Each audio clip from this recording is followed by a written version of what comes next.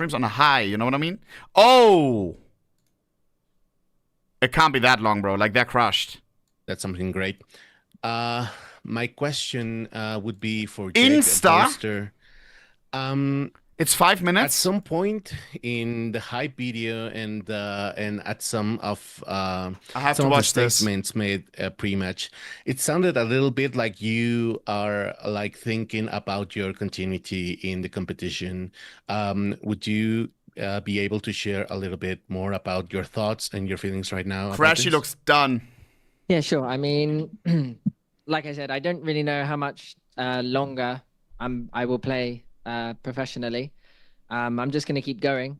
But it would have been nice to have a champions under the belt and still go, knowing that we managed to do it at least once, you know. It's the only trophy we haven't really got. So it would have been nice to set that kind of history moment. But yeah, I mean, I guess, oh shit, here we go again next year, but it's in China. So I'm looking forward to that. Yeah, so, you know, the Phoenix almost flew today, but maybe it'll fly somewhere else. Dude, he's too Thank you so much, nice, and we hope to bro. see more of you in the future. Thank you. We'll take the next question from Pedro. Chat, by the way, I don't know if I can watch this, bro. First off, I want to start off by offering my commiserations to the entire team. Everyone open this on your second tab right now, bro. I can't take another strike. I already received them from Apple. That said, let's send this question over to Valo, I hope we're cool, bro. You guys were down 0-2. We're looking to make that reverse sweep. Almost made it happen 2-2, and then went to sunset, and then NRG pulled away at the very end there.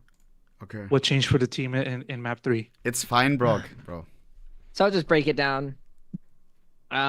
These events are, as you can probably imagine, quite tiring. We go from the upper bracket into 3 games in a row for the final days. That on top of like lots of media, lots of features, lots of just random stuff that we do. Not to mention the fact that when we go into our games, like a lot of adrenaline. After every game, my body aches and like my head hurts, and then we have to somehow get to sleep, and like then we got to wake up early and stuff. So there's loads of factors into this. That's not just simply you go in and you play. And I think we started slow today, especially on the Corrode and the Lotus. A big map was Lotus for us, and we weren't able to everything just wasn't going our way. The Odin was completely annihilating us. And then when we got to Abyss, we were like, this is the last chance. And we felt like, I felt very confident that we could win this one, because I felt like I knew everything they did on attack side. And then we like 11-1 down or something. I was like, oh, bloody hell. Like, this one's going to be a tough one, isn't it? We managed to do it. And then I was like, holy guacamole, the dream is alive. And it felt amazing, like hearing the crowd and being able to just do that, because it would have been so disappointing of a final to just bomb out there. But in the FNATIC way, we fight back. Spike out. Ascent, then we're starting to feel the kind of momentum. And then it gets to Sunset, a map that's like, you know, it was the one kind of permaban we had, but we had some stuff on it. And unfortunately, it was just the crucial map for us to get us the win. And so some rounds didn't go our way, and that's how Valorant goes, you know. It felt like, yeah, the rounds that we needed to win, we lost, and then they had an ultimate the next round, and that's how brutal it is on defense. And if we just were able to win one of those rounds, like the bonus round, holy guacamole, we would have been loving life. And it was the difference of like a 1v1 in the end. So. Yeah, I mean, we tried our best. I'm getting hungry when you say that. I am sad, obviously, but I'm not like I was in Toronto, because I felt like we really just we pushed. We tried our best, and I'm very happy with the boys. What happened in Toronto? And they bombed out? It would have been nice to win, but there's only one winner, so it's just a blessing to compete instead. Second place, but it was one-sided or what? Quick follow-up to the rest of the players in the team. I want to know about your headspace as to, you know, your perspective as to what happened in the series. Was, you know, any takeaways from what NRG showed to you guys in the server, or what have you? Any regrets as to what you guys could have done differently, fresh off the match? I think it's obvious. Like, it's 100% a lot of stress. I think the way how Energy dealt with it is pretty insane because This guy, what a hero. under emotions, like under our excitement for the match, kind of got crushed, and them they just like fully abused us in that way. Obviously, when we already were like at the small point of losing the whole match, started to play well, but suddenly, like I don't know, it didn't really help at the end of the day. And you have to admit that obviously they played super good. Like they were constantly abusing us in every single moment, and we just couldn't find any solutions to it. Like on the problems of, like I said, the stress, we also just couldn't find a way how to at least grab 1 or 2 rounds in the first 3 maps. And I mean, that's definitely not the championship gameplay. So yeah. Bro, very mature and very reflective, bro. Thank you. W We'll take the Chronicle. next question from Sierra.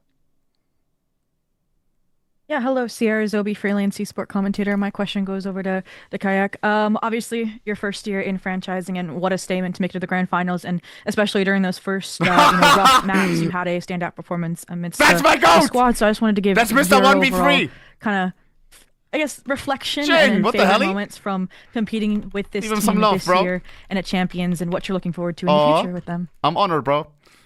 I mean, I don't know, to be honest, my favorite ones. I think that it was a lot of them. Bro. From this tournament, I think it's probably the Paper X game when we played with Dama. I follow back check, I got it. Insane memory. And also today's comeback from bro, 111. boss. I mean, it was just insane. Like probably I will remember it for a long time. And we almost too won nice, this game. bro. I mean, maybe not almost, because Sunset we got kind of stoned, but I don't know. I mean, we got second place 3 times this year. So I guess we run it back next year, and Bro, he played insane. He got all the entries. Yo, Jing, G. I swear your highlight was highlight from whole VCT.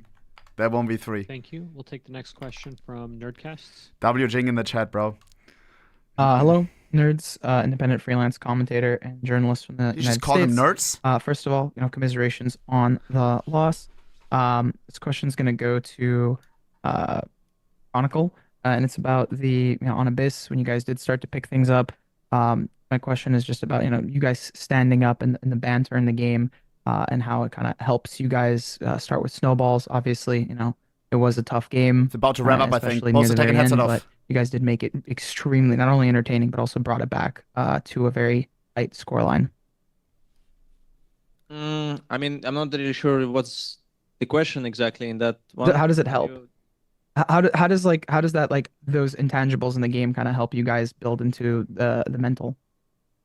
I mean, the whole game is based on momentum, like you can see by their gameplay as well. That guy gotta when be you bronze. just can't catch one round.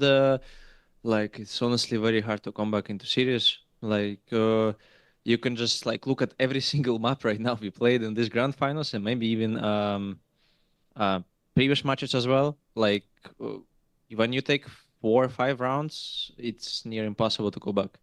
Like the only way how you can do it if 11-1 you comeback. just do something unreal in the game. And obviously right now with 111, we did kind of something unreal. We started the pistol with 4K. Like bonus with I think someone popped off really hard. And like every single crucial round we played, someone did insane stuff. And like Watch you FNS. just can't do anything about it. Guys, and obviously when you're just consistently pushing I don't the want to see mental, anything like, else other up, than and, Boaster like, their right now. mental goes Loser down, interview. It's impossible to win. Like, Let me guess. It's really hard. The CEO of really easy to Valorant scale, I would say. is But, releasing a new that's the only skin. answer I can I am give not right now, switching, sorry. bro. Fair enough. Thank you. We'll Someone take the stream. next Wait, hold question up. from- Nah, kappa, bro. Come on, loser interview. Like I can switch after.